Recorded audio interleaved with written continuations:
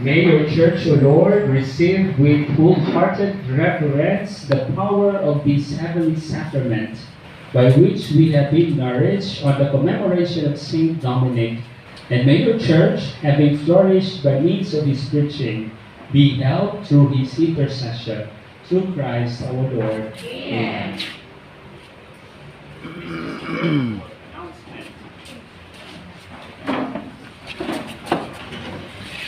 In behalf of the Dominican Laity of Region 4, Bicol, merged with Marinduque, we would like to thank the Bicol University for allowing us to hold here in the BU Chapel the Triduum and Feast of our founder, St. Dominic de Guzman.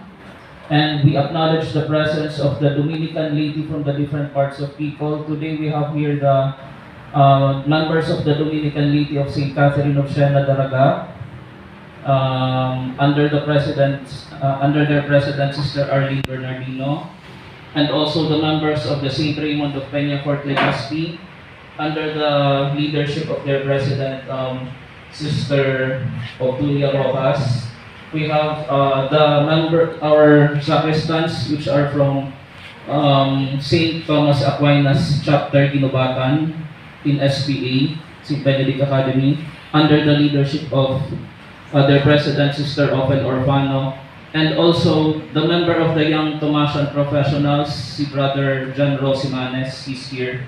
So thank you very much for your presence, and to everyone who joined with us for our Feast of St. Dominic, and especially to our celebrant, si Father Rox de Vera, because in the tradition of the Dominican and the Franciscans, dahil mag-best friend si Francis at si Dominic, kung fiesta ni St. Dominic, Franciscan ang mamisa, and kung fiesta ni St. Francis, Dominican ang mamisa. So, thank you very much po, Father. Thank you very much po.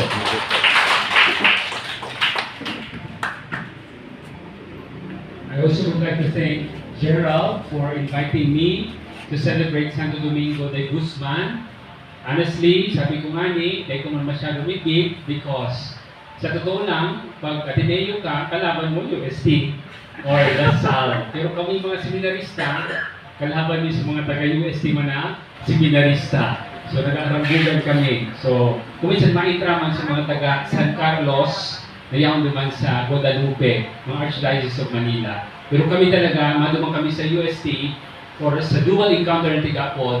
Tapos may kami UAAP, pero di daw kuminsan, pero di daw sa Ateneo. Pero kanyaw na kuluman, masurti ko kayo ako, nag 5 feet sa Ateneo so during my time. So, champion sa UAAP sa Ateneo. So, salamat. And it's all because I am a Franciscan. So it's not because I have come here for being Dominican or neither Jesuit or Ignatian. I have come here for becoming for the reason of being Franciscan. Sa nabasa ko, ang influensya ni Francisco kay Santo Domingo is to live a simple life, an austere life. Sabi ni Santo Domingo, to combat Algerianism, Albigensianism, to combat Albigensianism, they are austere. Kaya kung ano man maging austere, maging grabe ang pagsakit, ang masabi nila, ay siya ngayon, grabe ang pagsakit, pero nga iba ngayon sa to, because igwa siya ng paglaom sa mana Diyos, igwa siya ng pagnipid sa kagayunan kan buhay, asin sa importansya kan mga tinataong biyaya ni kaguranan. So that's the gift of Saint Francis too. Sa tingin ko, kay Santo Domingo. I also would like to acknowledge, kung alam ko ngayon dyan sa scapular window, pero I think that is an image of the Blessed Virgin Mary. Ano yan? Our Lady of the Rosary. Our Lady of the Rosary. Giving the Rosary to St. Dominic. Because that is the devotion man kan mga Dominicans. Kung nabuto nito ako, ang mga Jesuit, so ang sa mga devotion is Immaculate Conception. So, Antipolo, Jesuita nagkarakayan. Hindi nga nagawin sa tuya, ini Our Lady of Salvation, mga Jesuita nagkarakayan. Ang mga Redemptorist, mga Our Lady of Perpetual Help.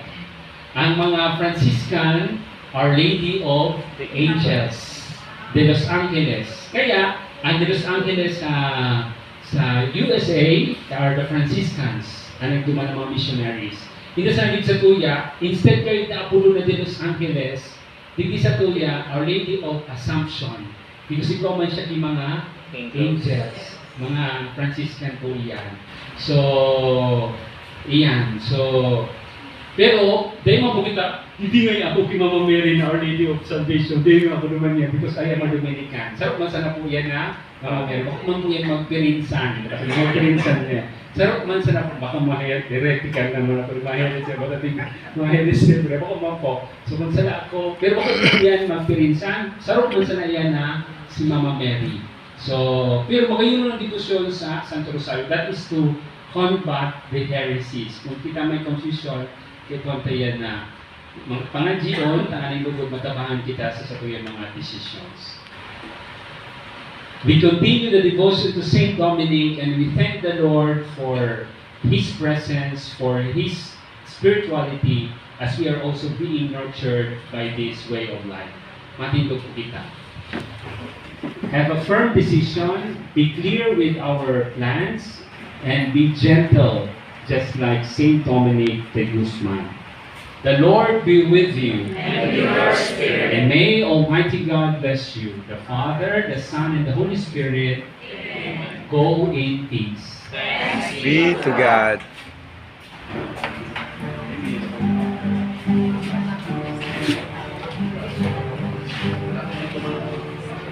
Ang Santo Domingo na kabanal-banalan, ilakas sa kaibigan, ipinagdiriwang.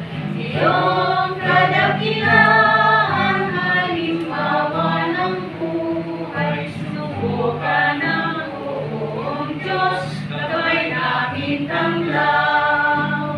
Gusto mong malinis, tulad sa kristal, sa kalwalhatian ng langit elemental.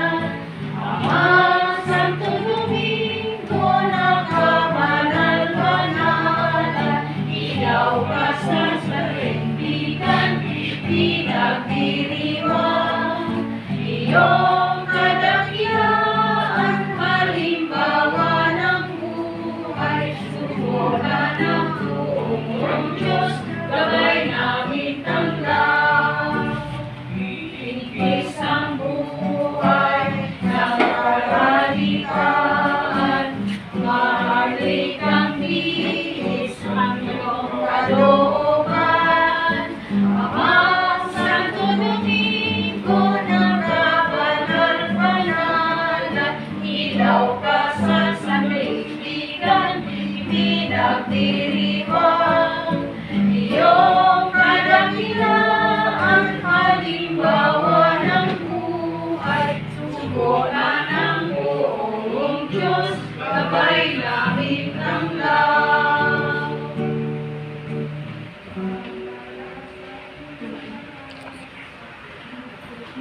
Thank you very much po. May I invite all the Dominican ladies, please come and run for us to have a photo of